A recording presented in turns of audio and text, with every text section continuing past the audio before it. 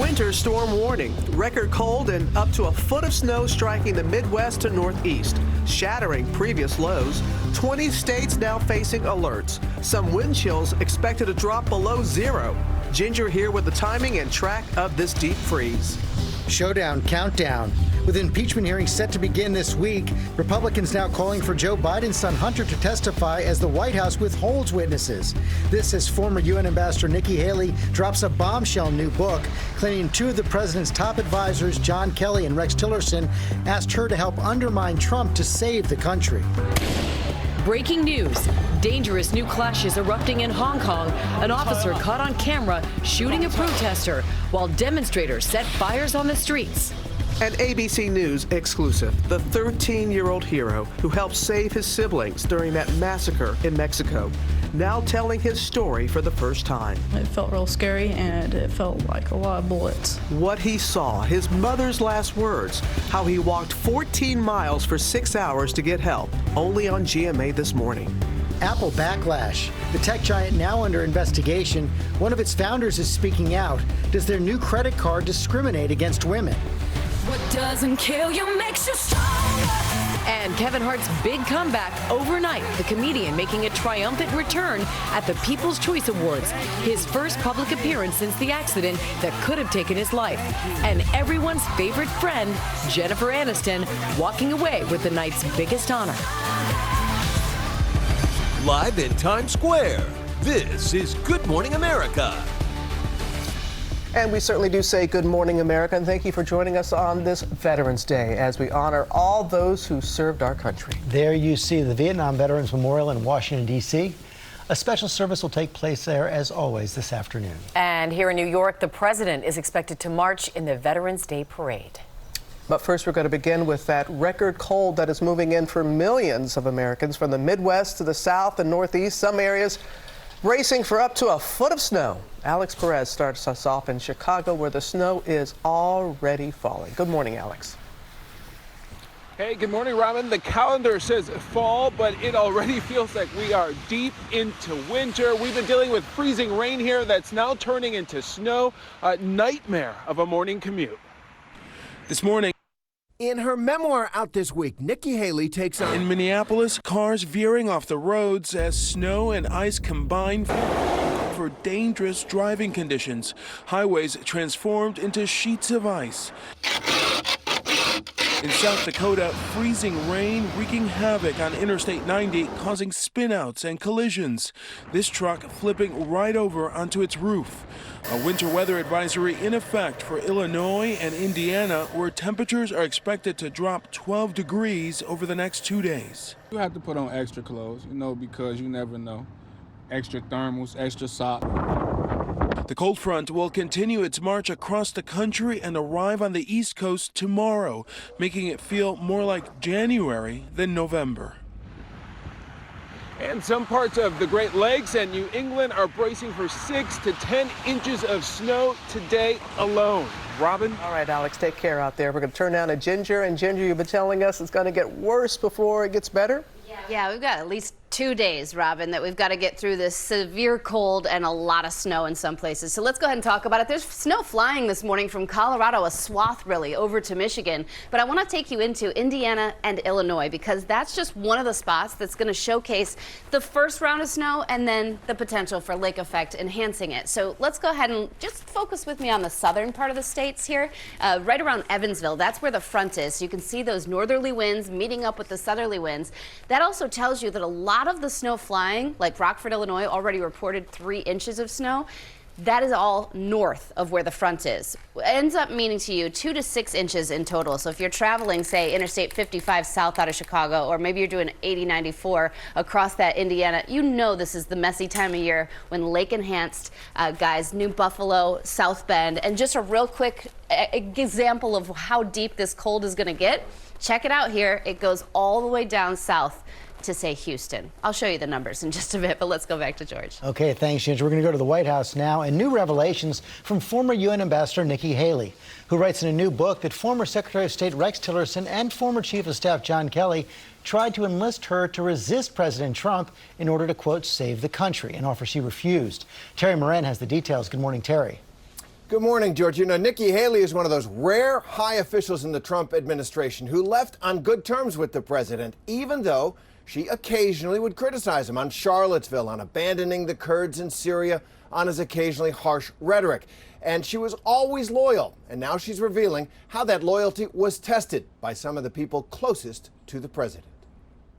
In her memoir out this week, Nikki Haley takes on former Secretary of State Rex Tillerson and former White House Chief of Staff John Kelly, claiming the two men undermined and ignored President Trump from inside the White House. According to excerpts released by the Washington Post, Haley writes, Kelly and Tillerson confided in me that when they resisted the president, they weren't being insubordinate, they were trying to save the country. It was their decisions, not the president's, that were in the best interest of America, they said. The president didn't know what he was doing, she says of the men's views. According to the Post, Haley also recounts that Tillerson told her that people would die if Trump was unchecked, but she refused to join their effort. They should have been saying that to the president, not asking me to join them on their sidebar plan. It should have been, go tell the president what your differences are and quit if you don't like what he's doing. But to undermine a president is really a very dangerous thing. And it goes against the Constitution, and it goes against what the American people want. And it was offensive. As for President Trump, he was effusive when Haley left office last fall. She's a fantastic person, very importantly, but she also is somebody that gets it. And the president is now tweeting, "Good luck, Nikki," on her book's release. Well, in a statement to the Washington Post, former Chief of Staff John Kelly said that if providing President Trump with the best and most open legal and ethical staffing advice so he could make an informed decision is working against Trump, then guilty as charged. Nikki Haley here, really one of the most fascinating figures in the Republican Party. She clearly has future political ambitions, maybe running for president. Staying on good terms with Donald Trump is a good idea in this Republican Party. George? There's been a lot of speculation about that. Okay, Terry, thanks very much. We can go to Capitol Hill now, where the first public hearings on impeachment set for Wednesday, starting with William Taylor, the top U.S. diplomat in Ukraine, and George Kent, the Deputy Assistant Secretary of State, followed by the fired U.S. Ambassador to Ukraine, Marie Yovanovitch, on Friday. They are all expected to detail an improper pressure campaign by President Trump as Republicans release a list of witnesses they want to call. Our senior congressional correspondent, Mary Bruce, tracking it all on Capitol Hill. Good morning, Mary. Good morning, George. Well, as this impeachment inquiry enters the next phase, this is now all about making a public case. Democrats with these hearings are looking to focus squarely on the president's actions to pressure Ukraine, while Republicans are now looking to broaden the scope of these hearings. As Capitol Hill braces for public impeachment hearings this morning, fresh fights over who should testify. Well, I never even heard of some of these people. I don't know who they are. On Wednesday, that first witness to come before cameras, the top U.S. diplomat in Ukraine, Bill Taylor. In explosive closed-door testimony, Taylor implicated the president in a campaign to pressure Ukraine, saying it was his, quote, clear understanding that Ukraine would not receive nearly $400 million in critical military aid until they agreed to investigate Trump's political rivals. This is a very strong case of bribery. The Constitution's very clear. Treason, bribery, or acts of omission. And in this case, it is clearly one of those. Shifting tactics, some Republicans are now condemning Trump's behavior, but say it doesn't rise to the level of impeachment. I believe it was inappropriate. I do not believe it was impeachable. But Trump is not on board with that defense, tweeting, Republicans, don't be led into the fool's trap of saying it was not perfect but is not impeachable, insisting nothing was done wrong. Over the weekend, Republicans put out their own witness wish list, including Joe Biden's son Hunter and the anonymous whistleblower who sparked this impeachment inquiry. It's impossible to bring this case forward, in my view, fairly, without us knowing who the whistleblower is and having a chance to cross-examine them about any biases that they may have. But Democrats say that's not going to happen. The chairman leading the hearings, Adam Schiff, says it would be redundant and would only place their personal safety at grave risk. Eager to focus on Trump, Democrats are not likely to call Hunter Biden either. Schiff warning the hearings will not serve as vehicles for any member to carry out the same sham investigations into the Bidens. Now, House investigators are still hoping to hear from 2 witnesses with firsthand knowledge, former National Security Advisor John Bolton and acting White House Chief of Staff Mick Mulvaney. Now, the White House is trying to block them from appearing. Bolton seems willing to talk, but is looking for the courts to decide whether he can comply. And George, in a surprise twist, Mick Mulvaney is now also looking to the courts to decide his next move here. Yeah, the question is how long that would take. Meantime, Mary, that Ukrainian American who was working with Rudy Giuliani, who was indicted for some campaign finance violations, now appears eager to testify against Giuliani and President Trump. Yeah, George, Lev Parnas is now willing to speak with congressional investigators and comply with a subpoena. And this morning, the New York Times is previewing why he would be such a critical witness. His lawyer telling the Times that Parnas plans to tell House investigators he personally told Ukrainian officials that they needed to launch an investigation into the Bidens or else they would not receive millions in that critical military aid. George, that is exactly the kind of ultimatum that the White House and the president have been denying. Okay, Mary, thanks very much. I know you'll be joining our live coverage of the first impeachment hearings. That starts at 10 Eastern right here on ABC and ABC News Live. Robin? Folks are going to be watching. Now overseas to chaos erupting in Hong Kong. Protests escalating to dangerous levels this morning. Senior foreign correspondent Ian Pannell tracking the very latest. Good morning, Ian. Yeah, good morning, Robin. That's right. Really disturbing scenes in multiple flashpoints in Hong Kong. Today's clashes came after the mysterious death of a protester late Friday, and it's made an already tense situation there even worse.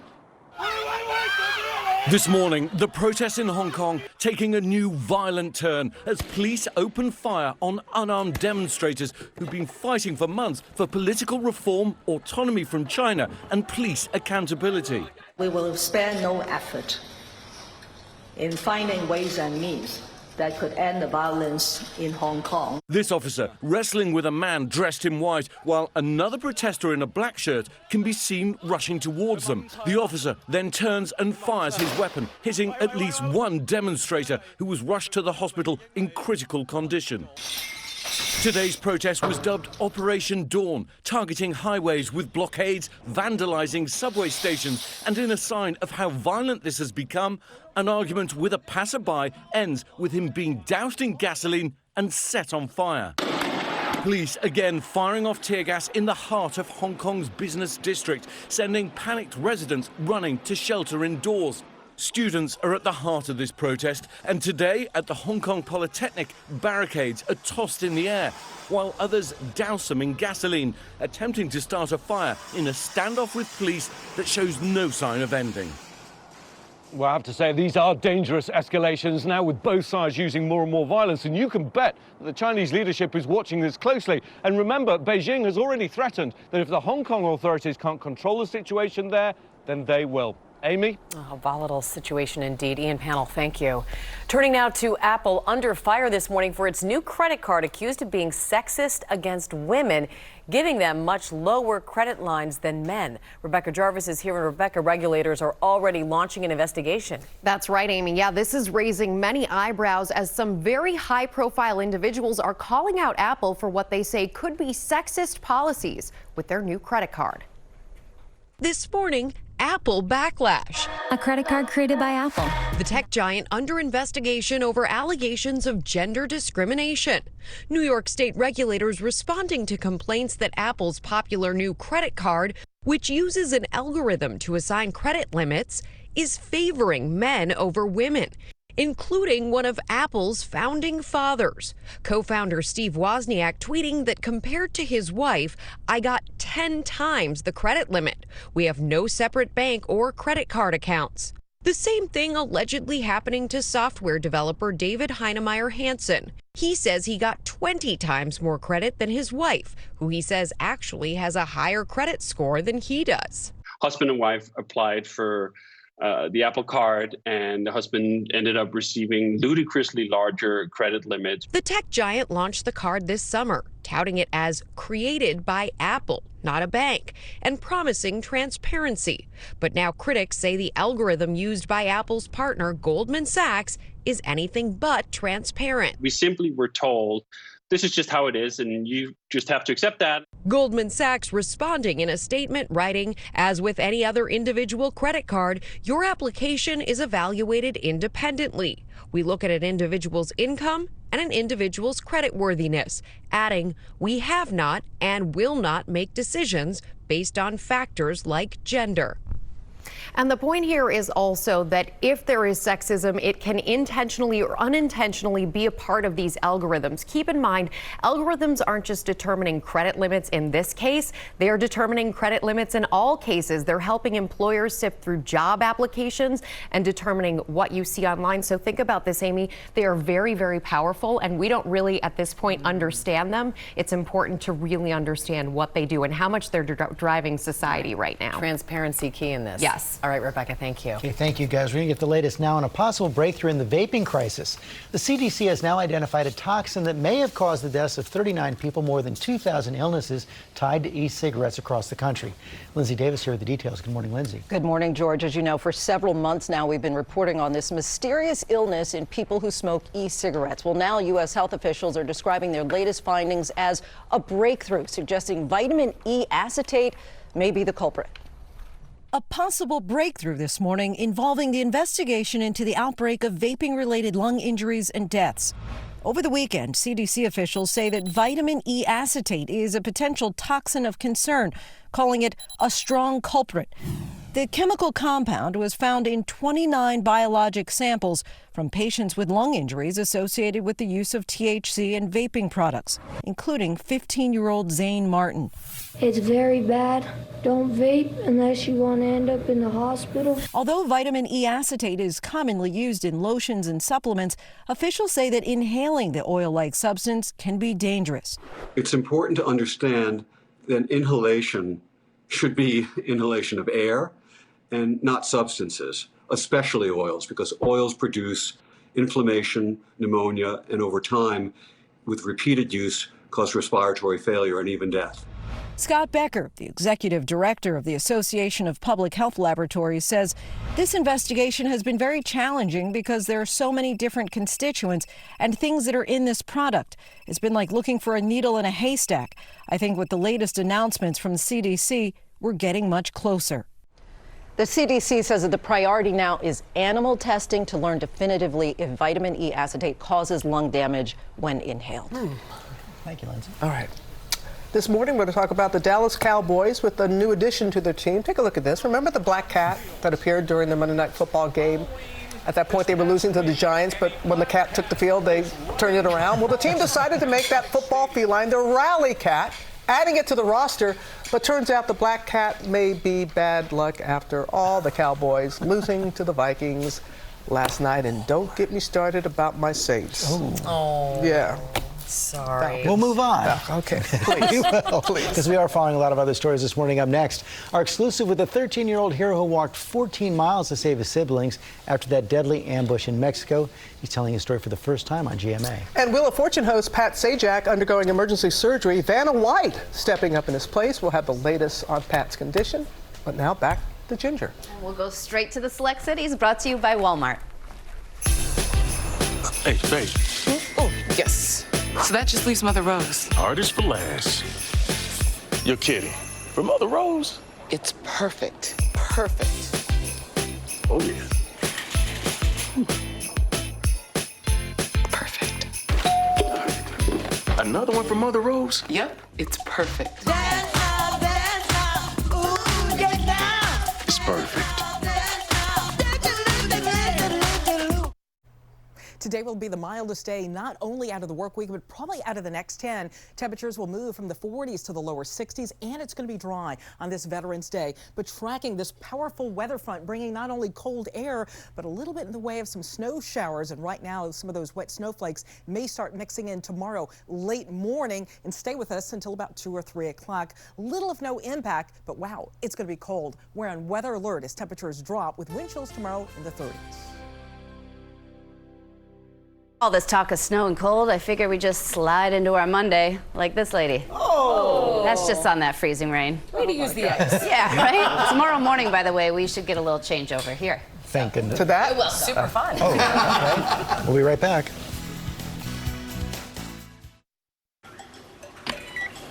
Then move the meeting. What, earlier? Marty, we're running late. Stall! Exclamation, happy face! Does it know how many calories are in this? It does. No! Please tell me it's tracking this.